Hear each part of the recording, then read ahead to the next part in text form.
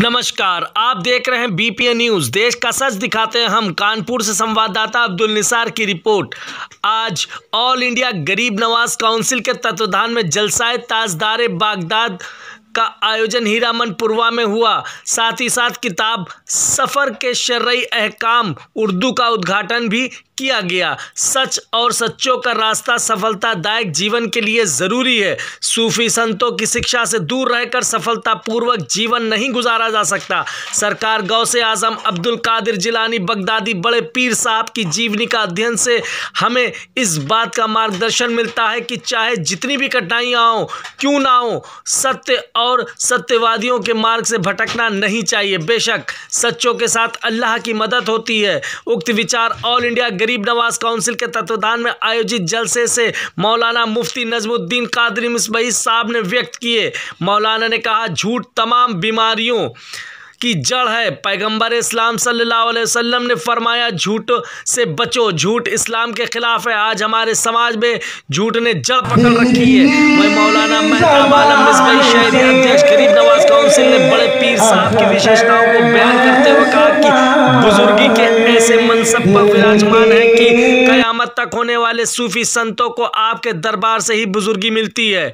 मौलाना ने कहा, सूफी संतों से मोहब्बत ईमान की कसौटी है। जान लो कि इनसे दुश्मनी करना अल्लाह से दुश्मनी है। और आपको बताते चलें, इनकी किताब सफ़र के शरई अहकाम उर्दू का इजरा उद्घाटन उलमाओं के हाथों से किया गया।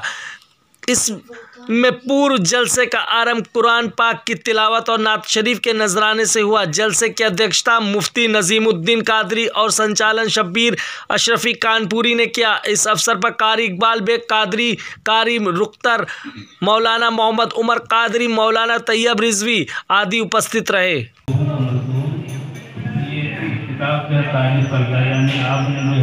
ठीक है भाई, ठीक है, बहुत सारी ठीक है। सफ़र से मुताल्लिक़ किताब के मसाइल के सिलसिले में है, शरई मसाइल के सिलसिले में है। सफ़र की मुसाफत कहाँ तक की मानी जाएगी, कहाँ तक की नहीं, ये किताब बहुत मालूमाती है। ये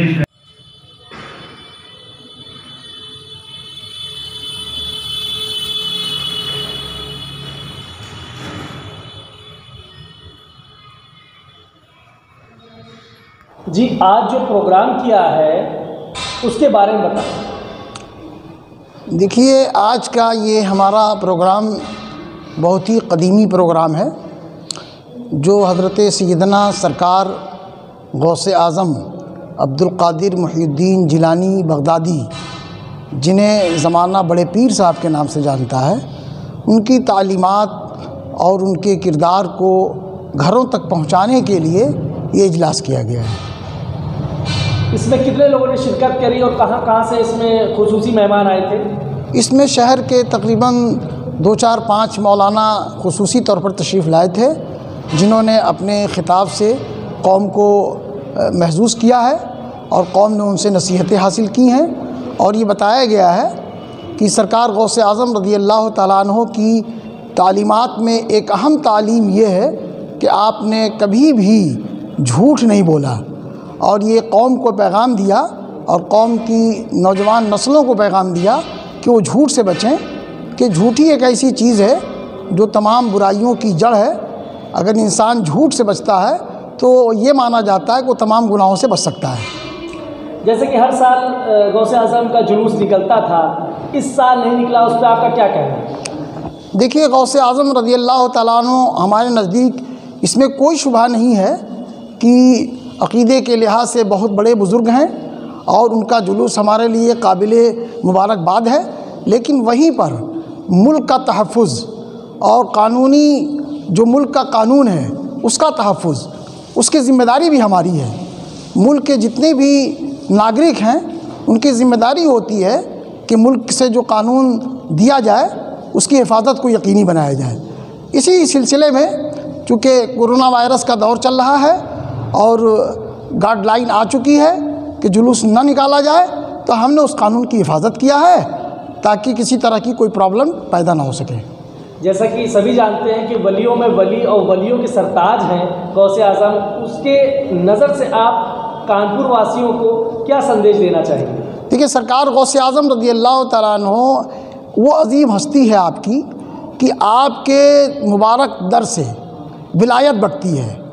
आपकी इजाज़त के बग़ैर दुनिया का कोई भी आदमी वली नहीं हो सकता है, ये हमारा मानना है। और आप ही की शख्सियत है जो गौसे आज़म के ओहदा पर फायज़ है, और गौसे आज़म का ओहदा आपके बाद से ये बंद कर दिया गया उस वक्त तक के लिए जब तक हज़रत सैयदना मेहदी रज़ी अल्लाह तआला अन्हु की तशरीफ़ आवरी ना हो जाए। जैसा कि आज आपने कोई पुस्तक लिखी है, उस पुस्तक का विमोचन किया है, उसके बारे में थोड़ा सा बताएं। देखिए, हमने एक पुस्तक लिखी है यात्रा के ताल्लुक़ से। इंसान एक जगह से दूसरी जगह यात्रा करता है, इस्लाम के लिहाज से यात्रा करने के दरमियान किन किन चीज़ों का पालन करना ज़रूरी है। सबसे अहम बड़ी बात यह है कि आदमी, एक मुसलमान नमाज का पाबंद होता है, और नमाज की पाबंदी के लिए जगह, ज़माना, मकान, वक्त, इन सब चीज़ों की पाबंदी ज़रूरी है। जब अपने घर में होता है तो मसलन ज़ोहर की नमाज है, 4 रकात पढ़ना फ़र्ज़ होता है, मगर जब वो यात्रा में होता है, और कितनी यात्रा हो, कितनी दूरी की यात्रा हो कि उसकी वो नमाज 4 की जगह उसके ऊपर 2 हो जाए। यानी इस्लाम ने एक मुसाफिर और एक घर में रहने वाले के लिए दोनों की ज़िंदगी को एक डिफरेंस रखा है, ताकि सफ़र में रहने वाला मुसलमान जो है वो सहूलत के साथ अपने अल्लाह के अहकाम को अदा कर सके। लिहाजा आसानी दी गई है कि 4 की जगह वो 2 अदा करे, और 93 किलोमीटर की मुद्दत को बताया गया है उसमें। जैसा कि हम सभी जानते हैं कि इस्लाम के अंदर बहुत बारीकियां हैं, और आप अपनी पुस्तकों में उस चीज़ को विमोचन के दौरान आपने लोगों से बताया भी। तो क्या ये पहली किताब है आपकी, या और इससे पहले भी कोई किताबें आपने लिखी हैं? क्योंकि इस सिलसिले में देखिए, सफ़र के ताल्लुक़ से बड़ी बड़ी किताबें शाये हुई हैं जो बहुत ही मोटी और ज़ख़ीम हैं, जिससे हर आदमी मसला निकाल नहीं सकता है।